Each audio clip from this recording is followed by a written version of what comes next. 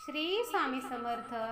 स्वामी म्हणतात, बाळा, मी तुला सांगतो आहे, या संदेशाकडे पाहून दुर्लक्ष करू नकोस. असंच स्वामींवर श्रद्धा ठेव. बघ, आजचा हा संदेश तू ऐकलास तर भाग्यवान ठरशील. तुझी सर्वात मोठी इच्छा पूर्ण होईल. माझ्यावर विश्वास ठेव. जर तू कोणाचे वाईट केले नाही तर तुला घाबरण्याचं कारण नाही. तुझं वाईट मी होऊ देणार नाही.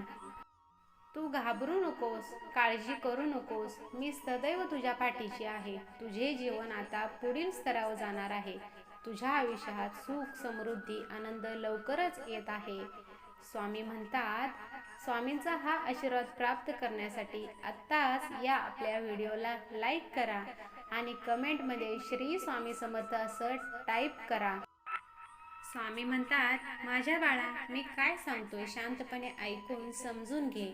जर का तुम्ही एकीकडे जिवंत माणसांची मनं दुखवत असाल आणि दुसरीकडे माझी सेवा करत असाल, माझं नामस्मरण करत असाल, खूप देवपूजा करत असाल, म्हणजे सगळी पापे धुतली जातात आणि देव आपल्याला पावेल असं समजणं ही तुमची सर्वात मोठी अंधश्रद्धा आहे. मी चराचरात व्यापून आहे. आधी कुणाचे मन दुखवू नको. कोणाला वाईट बोलणं, कुणाला अपशब्द बोलणं हे टाळ. मोठ्यांचा आदर कर. गरजूला मदत कर. माझे तुझ्यावर पूर्ण लक्ष आहे. जर तुम्ही खरे स्वामी भक्त असाल तर आधी हे आचरणात आणा. मला आनंद होईल आणि मग तुमचे आनंद कोणीही थांबवू शकणार नाही. माझ्यावर विश्वास ठेव. उपवास करा किंवा नका करू, तुमची मर्जी. जिभेवर ताबा नाही जमला तरी चालेल, पण तुमचा मोह मात्र नक्की आवरा. तुम्ही रोज मठात जा किंवा नका जाऊ, ही तुमची इच्छा आहे. स्वामी म्हणतात, तुम्ही सोहळा माना किंवा नको, तुमची इच्छा. हे सर्व मांडला नाही तरी देखील चालेल, पण तुमचा आचार मात्र नीट आणि पवित्र ठेवा. तू रोज 11 माळी जप, स्वाध्याय करा, शास्त्रवाच करा किंवा नको करू, ही तुझी निवड आहे. त्यासाठी वेळ नाही दिला तरी चालेल, पण आपल्या माणसांची मनं वाचा. बघा तुम्हाला हे जमतं का, आणि आपलं वागणं हे चांगलं ठेवा. दुसऱ्यांची मनं अजिबात दुखवू नका. स्वामी म्हणतात, तुम्ही मंदिरात सेवेला या किंवा नका येऊ, ही तुमची आवड आहे. यासाठी सवय नसली तरी चालेल, पण सेवेत असलेल्या भक्तामध्ये देव पाहायला नक्की शिका. कर्माची भीती मनात नक्की ठेवा. तुमच्या मरणानंतर तुमचे चांगले कर्म आणि कमावलेले पुण्य बरोबर येत असतं, त्यामुळे त्याची जाणीव ठेवा. तुझा स्वामी शक्तीवर विश्वास असेल तर होय, माझा स्वामी आईवर, स्वामी शक्तीवर विश्वास आहे असं टाईप करा. नक्कीच भाग्यवंत ठरसाल. आणि जीवनाचा प्रवास हा अगदी सोपा नसतो, तो सोपा आपणच करावा लागतो. स्वामी म्हणतात, या जीवनाच्या प्रवासात तुम्ही आयुष्यभर नुसता पैसा कमवण्याकडे लक्ष देऊ नका. त्याने जगणे बाजूला राहून जाते.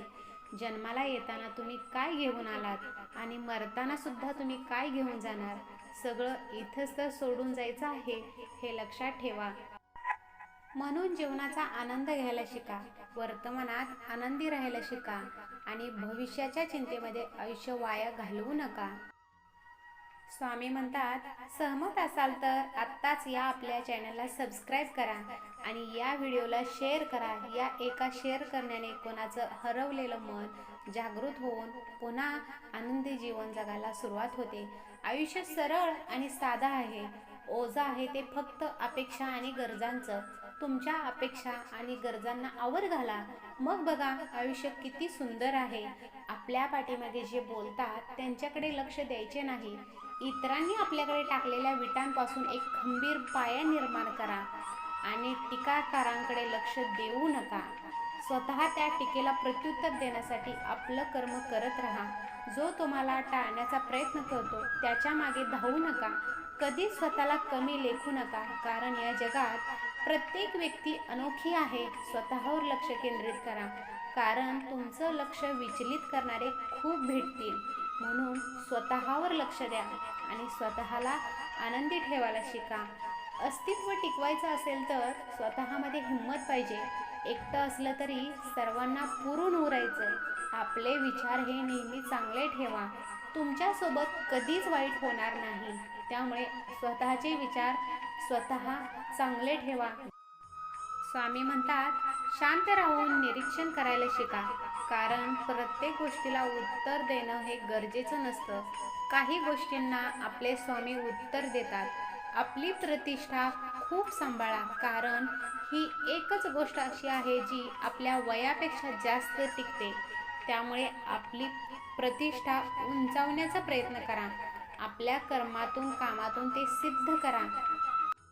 एक लक्षात ठेवा, जिथे दान देण्याची सवय असते तिथे संपत्तीची कमी नसते, आणि जिथे माणुसकीची शिकवण असते तिथे माणसांची सुद्धा कमी नसते. आयुष्यात थोडं सांभाळून चला. पाप इतका सुंदर पोशाख घालून येतं की ते पाप आहे असं माहीत असूनही आपण त्याला कवटाळत बसतो. देव म्हणतो, मी कोणाचेही नशीब घडवत नाही. प्रत्येकजण स्वतःचे नशीब बनवत असतो. आज तुम्ही जे करत आहात त्याचे फळ तुम्हाला उद्या मिळेल, आणि आज तुमचे नशीब तुमच्या भूतकाळातील कर्माचे फळ आहे. अरे बाळा, जे पेराल तेच उगवणार आहे. दुसऱ्याला जाणून बुजून शारीरिक, मानसिक, आर्थिक प्रकारचे दुःख देणारी व्यक्ती ही आज जरी सुखी दिसत असली तरी आयुष्यात पुढे मात्र आज केलेल्या प्रत्येक कर्माचे फळ हे त्याला भोगावेच लागेल. कारण निसर्गाचा नियमच आहे, जे पेराल तेच उगवणार आहे, आणि हाच कर्माचा सुद्धा सिद्धांत आहे. त्यामुळं कर्म चांगलं ठेवा, आपलं स्वतःचं आचरण चांगलं ठेवा, आणि स्वतःचे कर्म चांगले घडवत चला. त्यामुळे आपले येणारे दिवस सुद्धा चांगले येतील. म्हणून कधीच कोणाला दुखवू नका, आणि कोणाची फसवणूक देखील करू नका. स्वतःचे चांगले विचार ठेवा, आणि स्वतःसुद्धा चांगलं वागा. त्यामुळे आपले येणारे दिवस सुद्धा सुखाचे येतील, आणि आपण आपल्या आयुष्यात आनंदी सुद्धा राहू. त्यामुळे आनंदी राहायला शिका, आणि स्वतःचे कार्य करत चला.